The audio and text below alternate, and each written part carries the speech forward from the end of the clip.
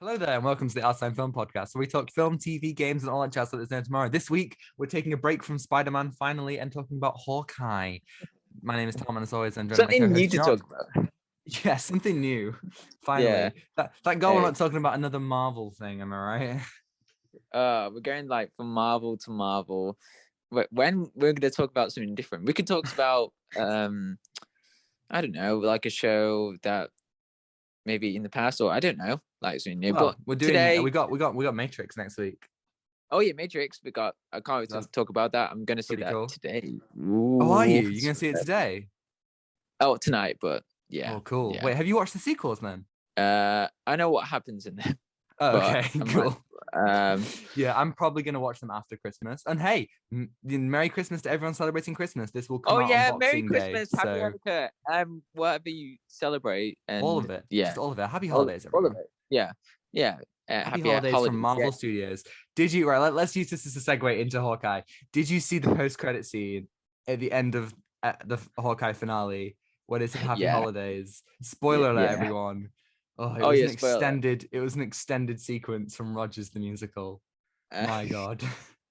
My God. It I was thought there horrible. would be like this was like finale was like a longer episode. I thought, oh, Yes. like something big was gonna happen in it. Like, I mean, we got spoilers. We got the Kingpin. We finally see the Yes. Kingpin in the MCU finally. But this was just an extended musical version of Rogers the musical or something. Was it called that? I don't know. Uh, Hmm. and Yeah, I it was was. I was a little bit disappointed because I thought, oh, is there going to be more to the post credit scene? But Yeah, it's like I was, in in the other shows, the post credit scenes have always been like, really interesting. Like I thought the post credit scene would be Kingpin still alive. Again, yeah, spoilers. spoilers. But But he might not be dead, but we don't know well, because the number one of rule of fiction, you cannot have someone like out of like out of shot and just be dead or something. Maybe Kingpin's just chilling out somewhere with his Hawaiian shirt. I mean, I never seen he's Kingpin in with a Nick Hawaiian shirt. Fury. He's Nick with Nick Fury. Fury at the end of. I tell you what, Yeah. Kingpin with the hat on and his Hawaiian shirt and his long coat and his cane. It was beautiful. I nearly wept, I must say. Should we go from the? Well, there's more to talk about Kingpin actually.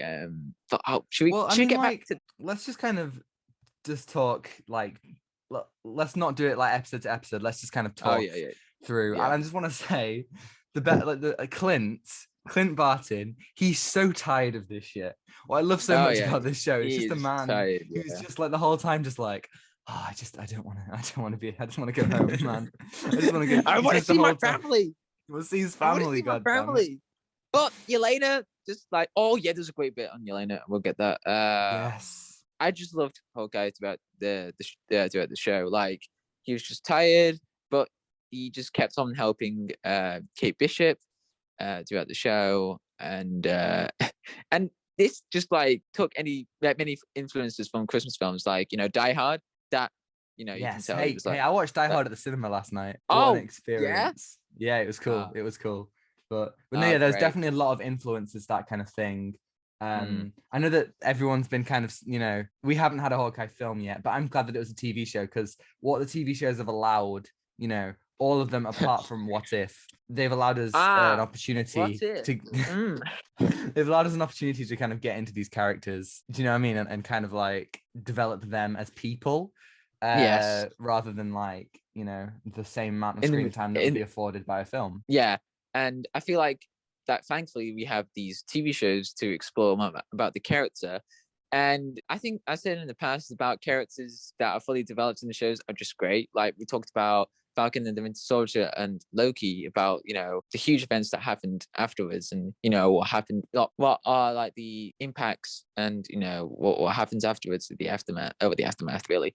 But seeing Hawkeye in this, he's been to a lot of trouble, and he wants to change from during the blip, as Ronin, the guy, the samurai guy that just killed him. He didn't kill anyone. Yeah. But there was one moment that I really liked, was when Hawkeye was on the memorial where the Avengers Yes. fought, and he Yes. took his hearing aid off to turn it off, and he was like gathering all his thoughts towards Natasha, and that was great. That was the perfect example of like, in the past we didn't get any like farewell to Black Widow, to No, anything.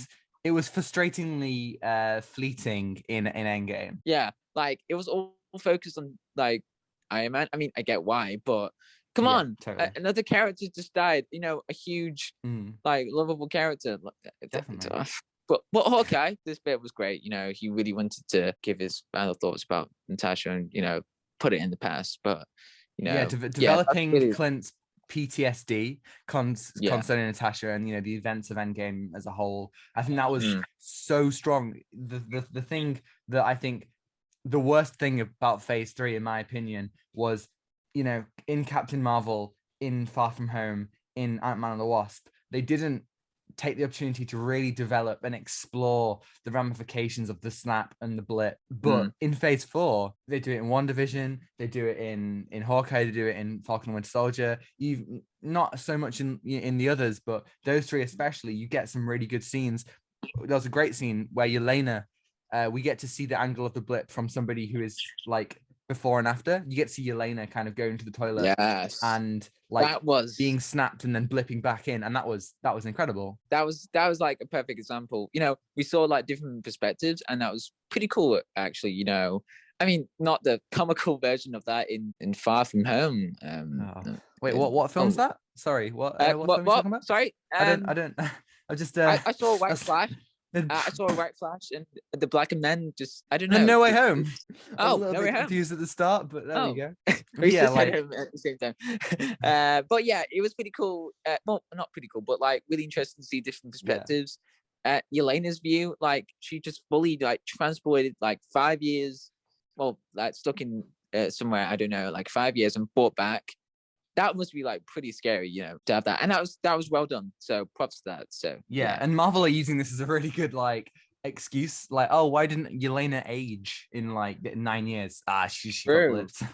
They're just using that as a perfect excuse. And that's really fun. I was worried in episode 4 when Yelena shows up for the first time. I was really worried that it would just be like, that's it, it's just like she's just there, for an extended cameo. She's just a fight, but no, they develop her as a character, and I was really happy. She's like, her reaction to the way Natasha died in the finale, it was really strong and really emotional. And it affirmed to me that Black Widow as a film, it's not completely worthless. We've introduced a character who might be a bit annoying at some points, but has a genuine connection to Natasha, and therefore, going forward, has some interesting opportunities. And Florence Pugh is an incredible actress. Like, if you've seen Little Women, like I feel, or like Midsommar, like she's incredible. And I hope the MC doesn't waste her. No, I haven't seen Midsommar, so I can't, but I've heard that she's amazing. But I have seen Little Women. You're not going to be prepared for Midsommar.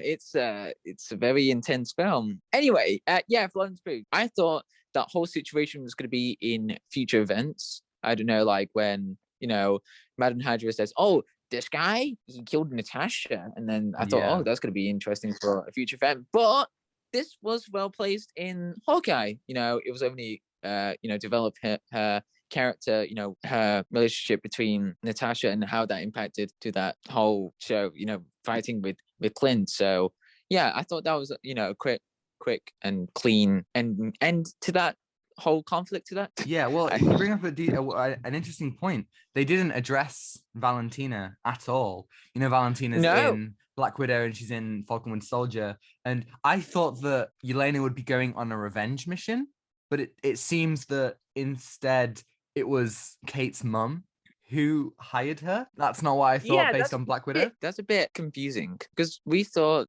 how would that work in the timescale though? Because we don't know. We're not going into that because we're going to be here all night, just like, okay, well, frame by frame, we're going to go back into 2023, and then we're going to go and see Madam Hydra. What date is on an iPad? Okay, that frame, resolution, and yeah, there you go. Honestly, it's interesting because this is set in December 2024, but Endgame is set in October 2023. What was Yelena doing for a year? She was just like, oh, damn it. If only I could find this bloody farm. Ah, if only Hawkeye would go to New York where I could find him very easily.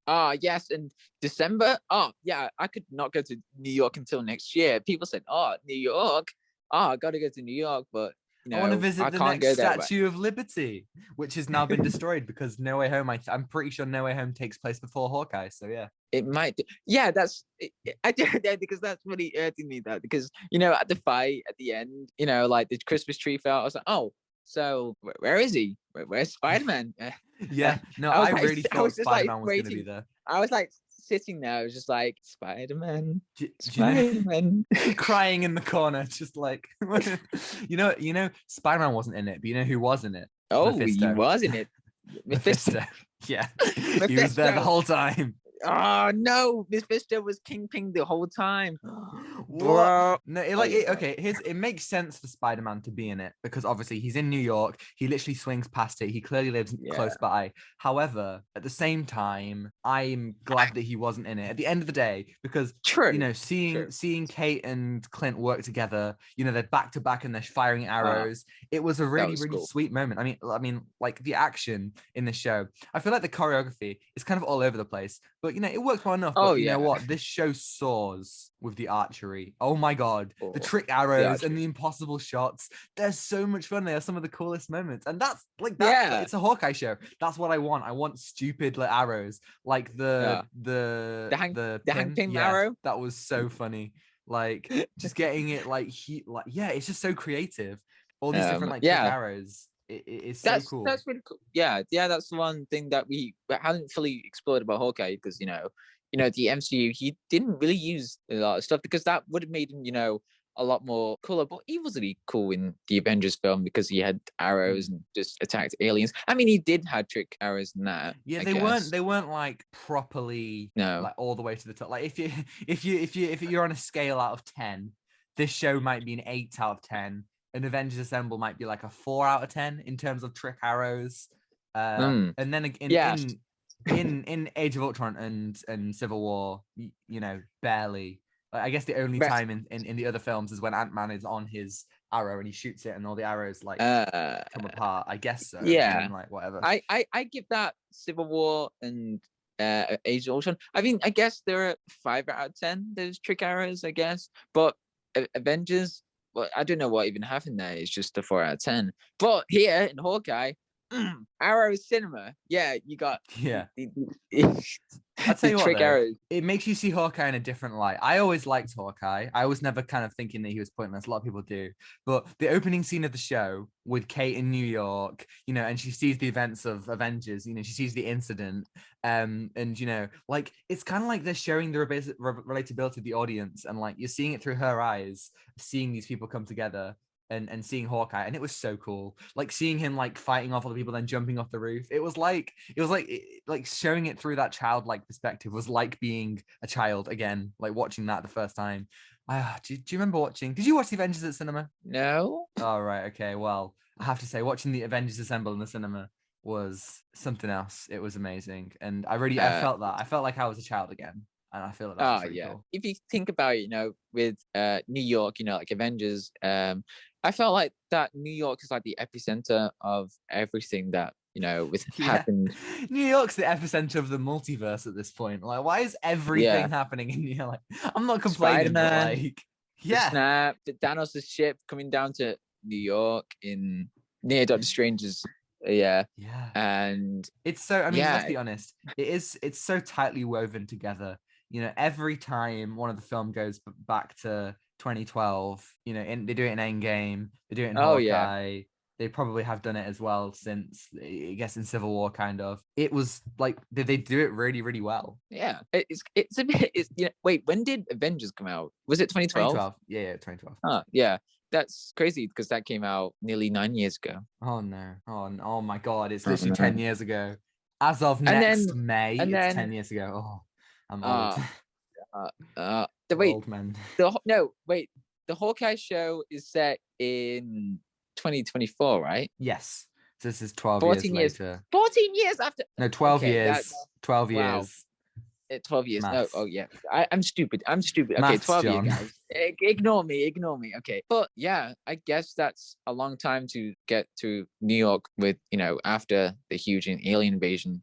And then the snap. It's the kind of thing that's like that was the alien invasion was like when the world properly opened up to like the larger universe and when people kind of encountered. It's kind of like in DC, the Black Zero event in Man of Steel, when the Kryptonians, kind of invaded. That was the kind of the eye-opening event for the world, and that kind of it caused the metahumans, and it caused all the events of Batman v Superman and Justice League and all that. Yeah, it's also cool.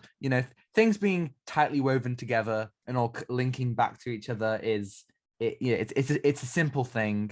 I mean, I guess it's actually quite a complex thing, but it's a simple and efficient way of getting me to be like, "Ooh, this is cool." Yeah, that's pretty cool. I like, the getting back into references as well. I guess now that I think Endgame's like the starting point for, going back into the past. If you think about it, like they're going back to stuff. So like, beginning of Homecoming, they started in 2012 with Tombs about to like scavenge all the alien tech. Oh yeah. And then they broke the timeline because it then says 8 years later. 9 years later. Which would mean that means that it's in 2020, but in 2020 it's the snap. So what? What's going on? Yeah. I guess they meant it 4 years later. I guess. Yeah, it should have been 4 or 5 years later. But I don't know what were they thinking. Like, they messed it up. Guys, what number is great to sound? 9 years. But they used to have a team of people who would like make sure that everything fit into the timeline. But then as the universe got bigger, I just think they stopped doing that.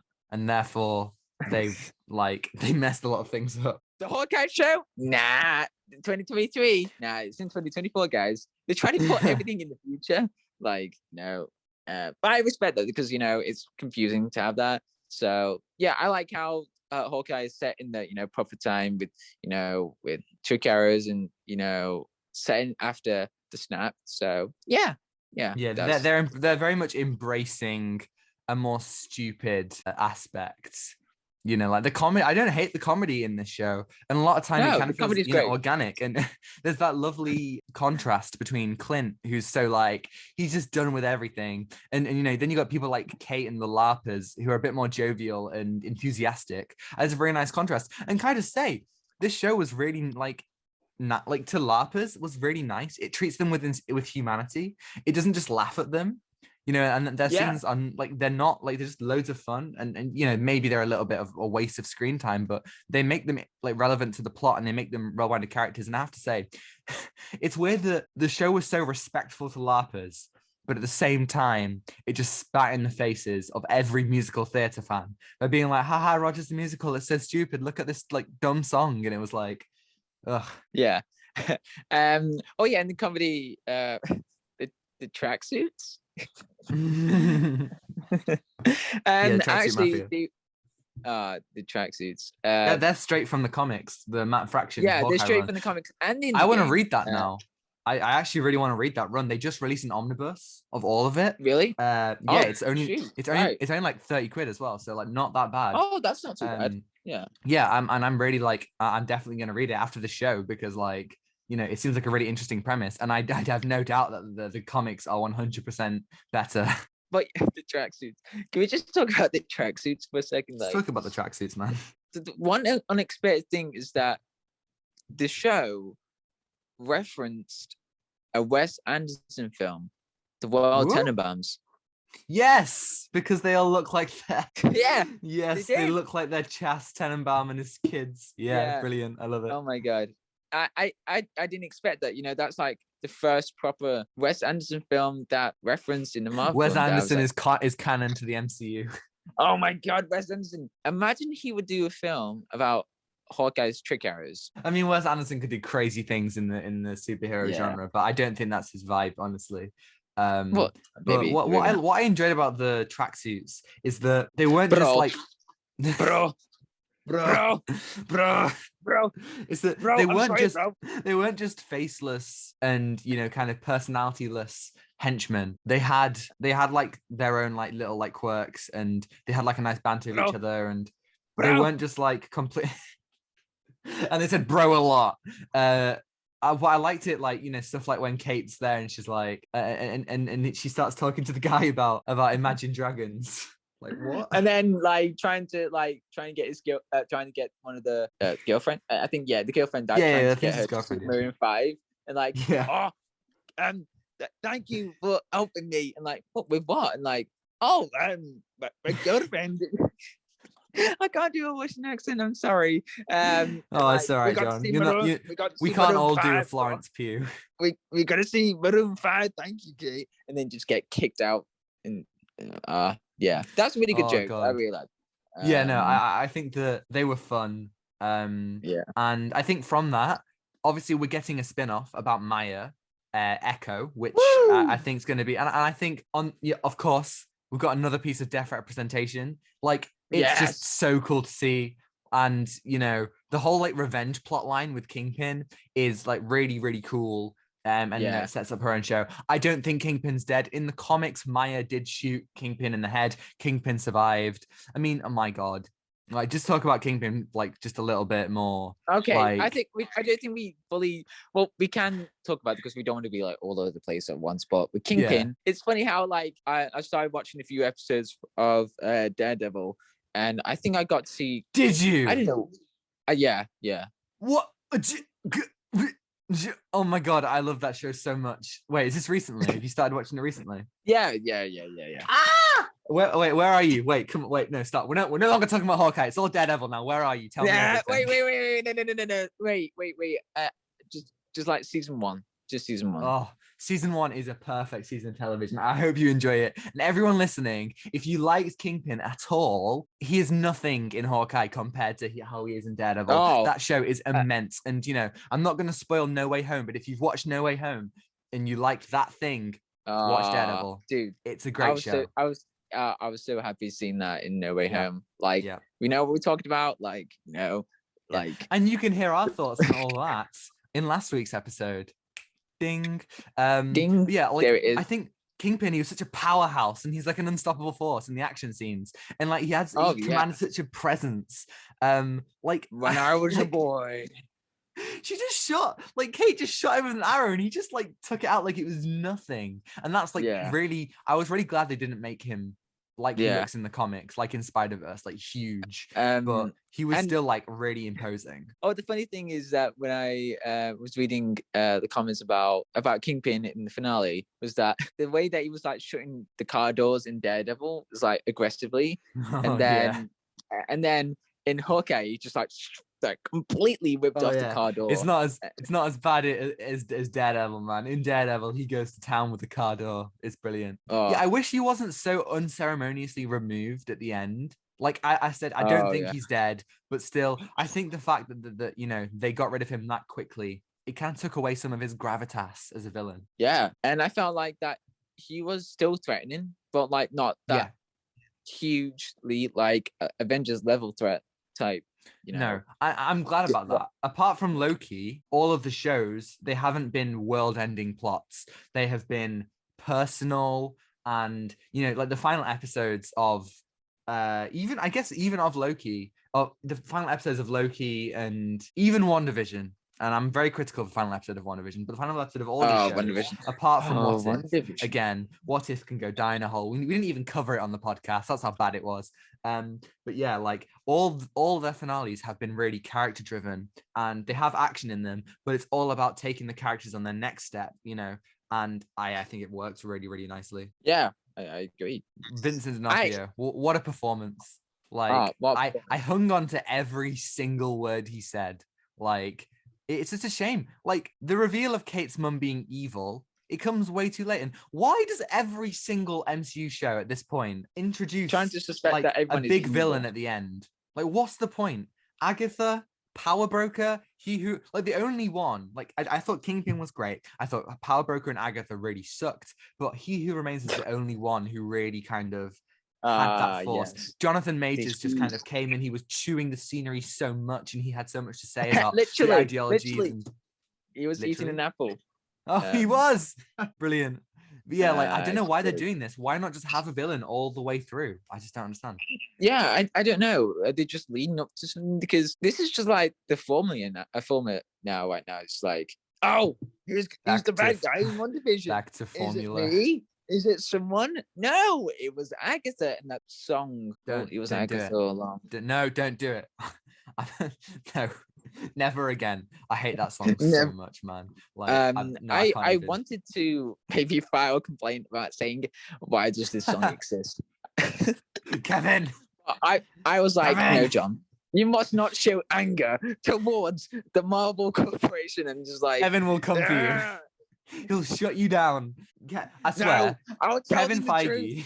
I'll Kevin tell them the Feige truth. and Kingpin are the same person. You get a visit from Kevin Feige. It's like getting a visit from Kingpin. He rips the car door off and he's like, "You embarrassed me Strike in front of one." Vanessa." So No, good. no, no. He opens the car door and he says, "Strike one," and just like, yeah, it doesn't like Yeah, that. isn't that what Owen Wilson? He got like a random call. And it was like, "Strike one." What's going on? Kevin It's Feige like is Kevin Feige, terrifying. like, We need- nah, he's like the one who's like got all eyes on different Marvel actors. I think that he's got eyes on Robert Downey Jr. still. That's what I'm thinking. He's still got like Robert Downey Jr. is like, he's not You know, dead. I can get something out of Bob. I can do it. I've got enough money. Kevin, don't do it. Kevin, don't spend no more Kevin, money on. no, it's a bad idea, Kevin. You know the scene where Clint is talking to the LARPer in the finale, and he sees like the sniper sight on the glass. Yes. That's what happens whenever Marvel cast are like talking about spoilers, and they actually spoil something, and Kevin's there just with a sniper, like, "It will be your last." Just absolutely destroys them. Honestly, I want her to pitch for Daredevil 3. Not Daredevil 3, sorry, Deadpool 3. We don't even Oh, make yeah, Daredevil 2, but like Deadpool 3, right? This is the pitch. It's brilliant. Is that Daredevil would, like, the Fox universe would crumble and Daredevil would escape into our universe. And in order to get to Marvel, he has to go on a road trip with Hugh Jackman. And at the end, he fights Kevin Feige, like a Kill Bill style fight with samurai swords. How good would that be? How amazing would that be? They need to do that. Right. I'm like, oh on my the road God. trip. On the road trip, like, I don't know why I thought about this like Looney Tunes style, you know, like when they go to different stuff, like the different universe. Like, I don't know what world ending. Have you seen 2012? I don't think so. Okay, so the world is ending in that, and basically, I'm gonna spoil the whole film. Sorry. Humanity saved. Boom. There you go. With these Boom. arcs. So yeah, arcs. I know it's like Noah and the arc. Get it? Anyway, so with Deadpool, that'll be Wow. I don't know. Imagine he had like the moped, like just trying to get away from the crumbling Fox, just like seeing Quicksilver, like, hey, there's Quick. Oh no, he's Ralph Burnett. Right, let's get out. Let's get out, guys. We don't want to be here. There's so much. There's a great chance the Deadpool 3 could be, you know, like a proper like satire of all the shortcomings of Marvel, and it could kind of like, yeah, that could be great. And the formula. If he makes fun of the formula, yes, best MCU film. Yes. Yeah, like I do. We do need that. But yeah, back to Hawkeye. I feel like I really liked Kate Bishop. She was so good. Like Haley Steinfeld, we all know she's incredible as an actress, just in general. Spider-Gwen. I think she was Spider-Gwen. Yeah. She's in True Grit. She's in Arcane. I haven't seen Arcane, but it's supposed to be amazing. Oh, she's in Arcane. Oh, that new Netflix thing, right? Yeah, it's supposed to be absolutely incredible. Oh, yeah. I really want to watch it. But yeah, she's really compelling as a hero. You know, she idolizes Hawkeye and she wants to be like him. But at the same time, most of the time in the action scenes, she's not that competent. She gets her ass handed to her so often, and she needs like Hawkeye's help. And I feel like that's better than her just kind of being, because she's only a kid. Like she's probably like half Hawkeye's age. So like having her, you know, not really like be that competent is really cool. It feels like what they were going for with MCU Spider-Man, but since Kate Bishop isn't such a big character, they didn't miss those kind of character essentials. Yeah, I felt like that she was like the heart of the show. Like she really wanted to do something, you know, trying to prove herself, like with Hawkeye, and especially that Hawkeye's like whatever heroes. We haven't, you know, really explored about, Hawkeye as a hero in the past films. Like, well, I mean, like in Endgame, we kind of did like the relationship between Natasha and Hawkeye, but a lot of people don't see him as a hero like in the past films. I mean, like in the Battle of New York, like no one could have seen him like trying to do the arrow with Kate Bishop. Seeing him like that was like a once in a lifetime chance to see Hawkeye, like defending New York with a bunch of arrows. Like he was like the only human. Well, I mean with Natasha, but like the only human could like do that in the face of death, and that's like one of the inspirations that was really cool. Like as a figure. So yeah. He even says himself. He even says himself. He's like, I'm not like a hero. I'm just like a shield agent who kind of got rolled up in all this, and that is exactly what he is. And seeing him, kind of step into that kind of heroic role was really cool. What I loved, I love seeing heroes inspire people. And again, that opening scene with Kate, seeing him and being inspired is beautiful. There's a deleted scene in Black Widow. When at the end when she's got her Infinity War hair and she goes to get the Quinjet. Oh yeah. There's supposed to be a scene before that where she's walking like through her old neighborhood, like where she used to live when she was undercover in America at the beginning.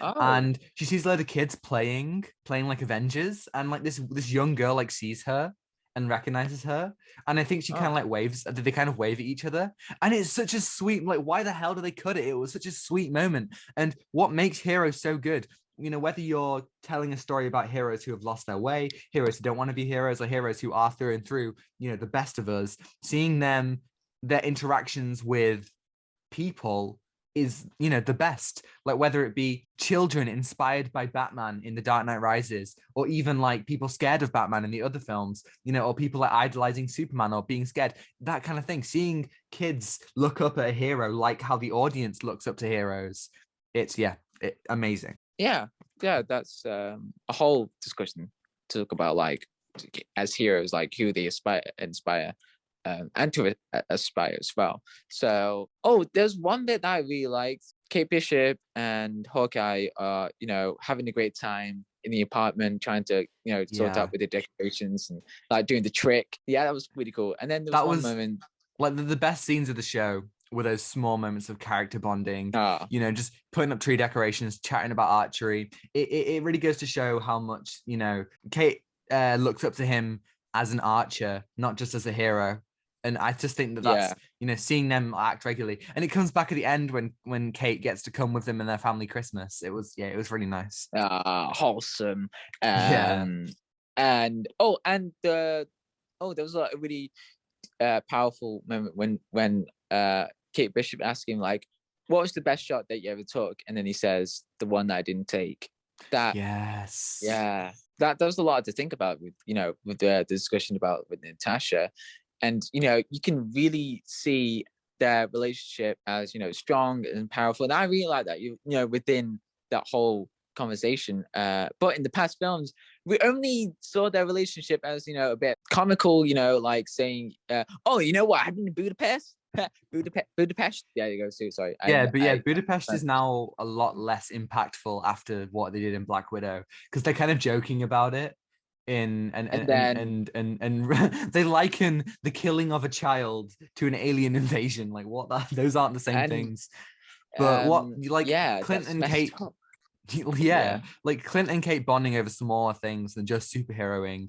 It's a great way to endorse the relationship. And then their strain in episodes 4 and 5, when Clint says this is too dangerous and you've got to get out, this is beyond you, having all of this, the appeal of her being a hero all coming crashing down. The reality of being that kind of hero is what makes heroes so compelling, and you get that in such a good way with, again, what these MCU shows have done is they've given, it's not just simple as something you have to do. There is more of a moral questioning of it. Clint's brought in this young girl who, she's actually 22 years old. She doesn't have the training experience, or even kind of like sometimes she doesn't have the willingness to do what needs to be done. Yeah. The one thing that I really like Kate Bishop, that she was like the persevering character throughout the show, that she really wanted to do something. There's one moment that I really liked, was when Hawkeye really wanted to get that Ronin suit back. but the only way he had to get back was doing this soundtrack and the slow motion, like just trying to get to a battle was so cool. Like it was ridiculous. I loved it. I loved it. I really did. And yeah, the exploring the Ronin stuff was like having Clint feel remorse for his time as Ronin, and questioning his role as an Avenger, which he was kind of forced into. I think it's a smart way to develop him in an unexpected way, which makes him stand out against, amongst other MCU heroes. We have here a character who, is never he's just kind of there. Like his motivations and are all about his family, but they kind of add an extra layer to that in this. And I think that was really, really cool to see. Yeah. And with the exploration of like trying to get the Ronin suit back, was like he had to, make new friends as well, like befriending Lucky, the dog. Which the dog, yes. The dog. Dog was so wholesome. Grills had a wonderful voice. Like Grill. Who's Grills? Grills. Which one's that? The guy who tried to get the suit back. Oh right, yes, of course. Yeah. Grills. No, yeah, that whole I didn't know his name. That whole group of people was so wholesome, so nice, and I liked how they helped out at the end. They helped get people to safety and did a little bit of action themselves. That was really fun. Introducing Clint's family in Age of Ultron, it's an amazing move for the character. It kind of recontextualized what we thought of him and introduce it, and Clint's relationship with them here, it's the best. Like the scene where he speaks to his son over the phone without his hearing aid, that was amazing. Like, he has to speak to this kid and, tell him that everything's going to be okay and that, he'll be home for Christmas, and he can't even hear him. He's just going off what Kate's, writing on the board. It was amazing. Yeah. Can we go back to Maya? Because I felt like that. Maya was like, so as we said about, the death representation, spot on. Like, that was really good. And I really liked how Kingpin was using sign language to Maya. That was the one villain that I would not expect to use sign language at all towards Maya, because I thought I don't know, I don't know, it's just a bit, maybe it's beneath him as a villain. But what I love is that Kingpin has a respect, he has like a code and a respect for the people who he loves, not who he loves, the people he has a respect and a code for the people who he works with, and therefore trust is so important to him. You see that in the TV show with Wesley.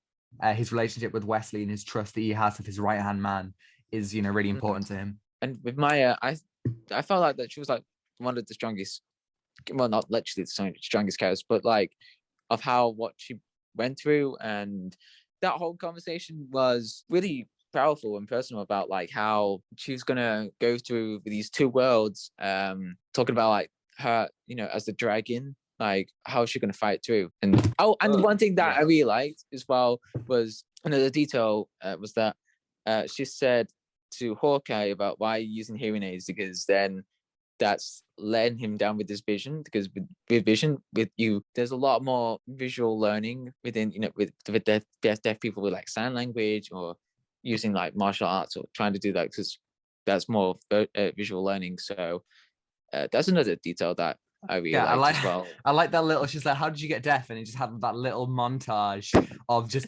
all these explosions that Clint has been. It's like, he's just a regular dude. Like, seriously, like, I love the suits in the MCU most of the time. I have my qualms with them, but like in terms of practicality, why the hell did Tony not make an Iron Man suit for everyone?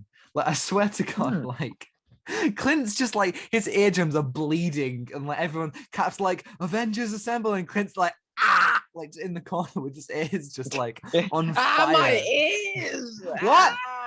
I can't, like, what do you say?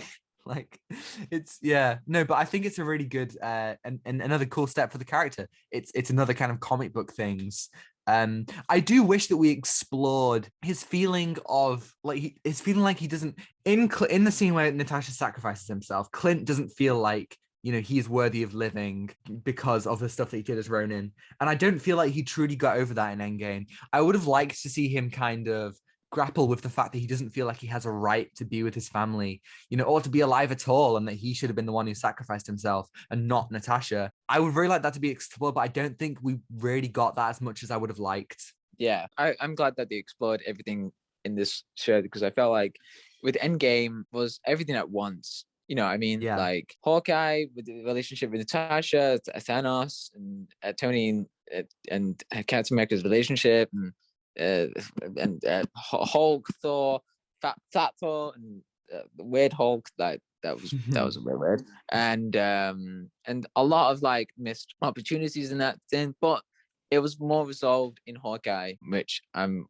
glad, because I felt like Endgame was more centered around Hawkeye, but it wasn't. You know what I mean? Like, yeah, it was the Endgame was juggling so many characters that it was easy to feel lost. Yeah, and that's why I would think that even though they do the same thing, obviously we talked about this last week, but that's why I would argue that even though they did very similar things, I think that No Way Home is better because it's more focused on Peter Parker than having to juggle Tony Stark, Steve Rogers, Thor, Bruce Banner, all these different characters. Yeah, and with Hawkeye, this was more well developed, which I'm glad, because in the past shows, well, apart from Falcon and the Winter Soldier, which was more focused on the two characters that wasn't fully explored in the past MCU films, but like moments like the boat, fixing the boat scene, or having the Christmas tree, those are the moments that you don't usually see. Well, films don't give you the time for that, but this is why these shows are doing so well for me.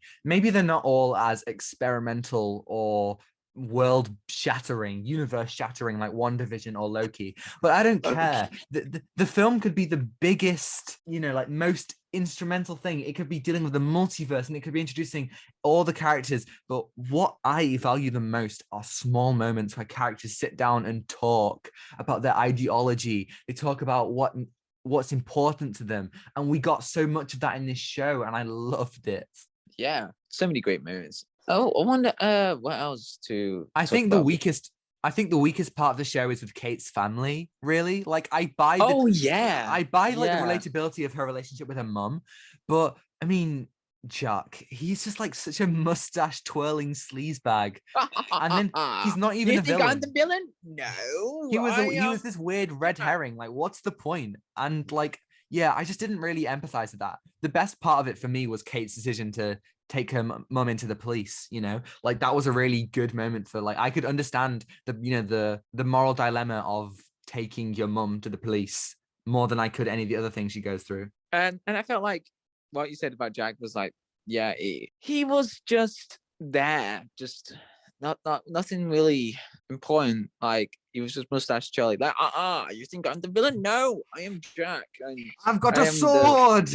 Like, what are you doing? It was literally setting up to be the villain, but that was cut way too early when the police arrested him. But it wasn't a suspicion. The problem isn't the fake out villain. Like, that's fine. The problem is the fact that you're deciding to develop this character instead of giving us time with the actual villains. And even like Kate's mum and Maya, they're not even really villains. They're kind of people in the wrong situations, but they don't give enough time to develop those. And I think in general, Jock should have been just like a side character. Like, he should have been a side character, really. Yeah, but it was like setting up him to be like this. But no, if he was a side character, nothing really important, because it was nearly hinting to be Kate's mom to be like this villain, but it wasn't really. You know what I mean? Like, really not hinting it up. That's the only thing I can think of that was the downgrade of the show. Yeah.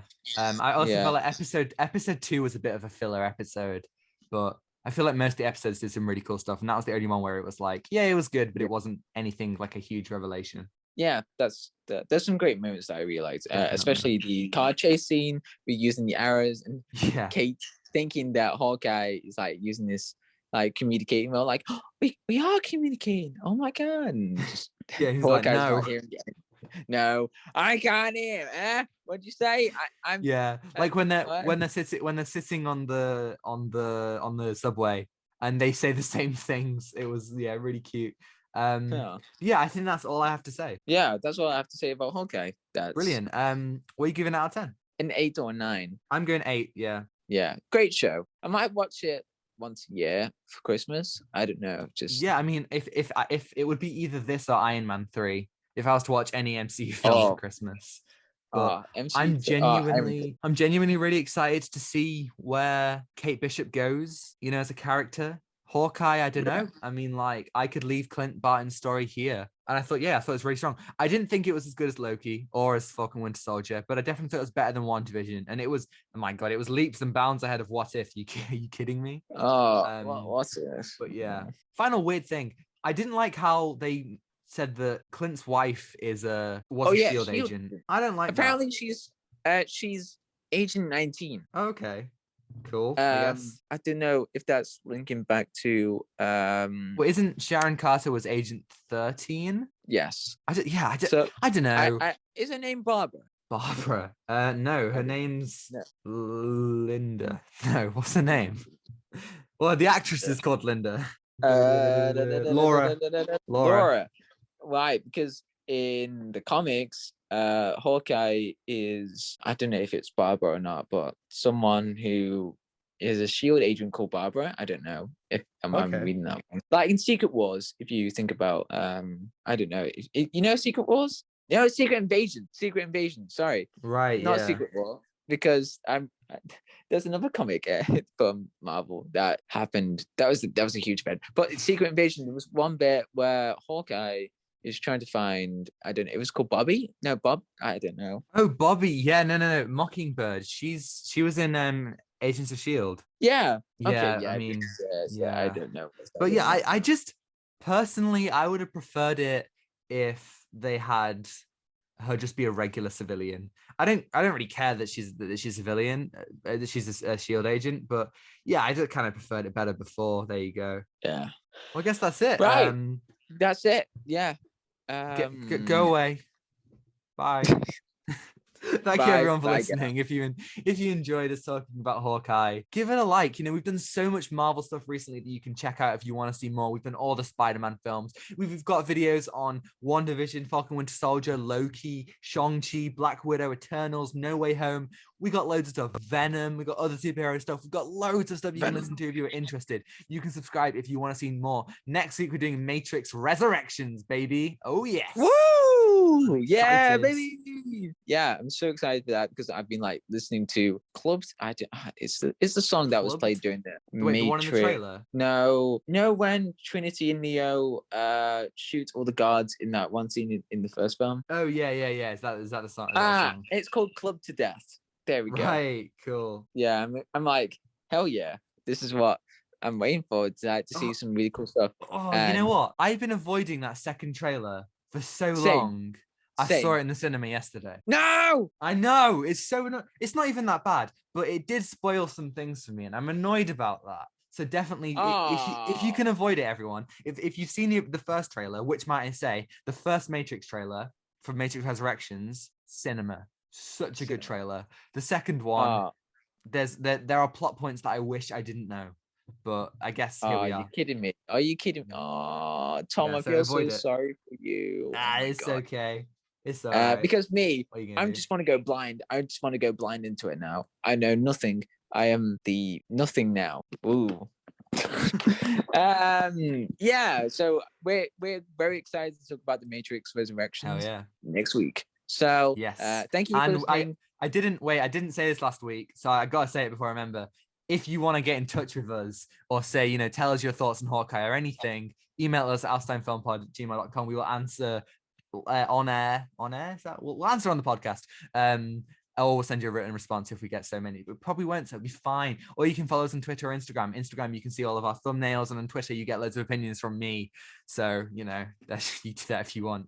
And yeah, I think that's everything. And thank you for listening. Yes. And merry holidays. Make sure that you vaccinate. Make sure you're wearing masks, and because come on, it's getting a bit dangerous right now with the Omicron. Don't get mixed up with Omni-Man. John, you make that joke every week. I'm gonna say this ends today. We can't let this go on any further. This ends now. But Omicron, man. Omicron. Okay. Yeah, I got my third jab. I'm feeling. I feel power. Yeah, and also this is our last video of 2021. Yes. So thank you everyone so much. This year we've done some crazy things. You know, the Snyder Woo! Cut, the No Way Home stuff. We've done something, some insane stuff. And so, to everybody been listening, even if this is your first time listening in, thank you. Just thanks for the support, man. Like, it's really cool just to be able to talk once a week about film. It's been great doing like all the films. It's crazy we have done these films this year. Dawn of the Dead, 300, Zack Snyder's Justice League, Wonder Woman in 1984, Tenet, and we haven't missed one single week of uploads. I'm very proud of that fact. Continuous. And work, and next year, I promise you, we've got some great things coming. We're gonna do Uncharted. We're gonna do all the Uncharted games. We're gonna do Batman. We got the Thor films, Doctor Strange, Fantastic Beasts. We got loads of stuff coming. So stay tuned if you want to see more. Films, and I crazy think films. Crazy films, man. And I think that's all. Let's roll it out. Right. Okay. Take what you're given. Give nothing back. Goodbye. Goodbye, and have a happy new year. Happy holidays, everyone.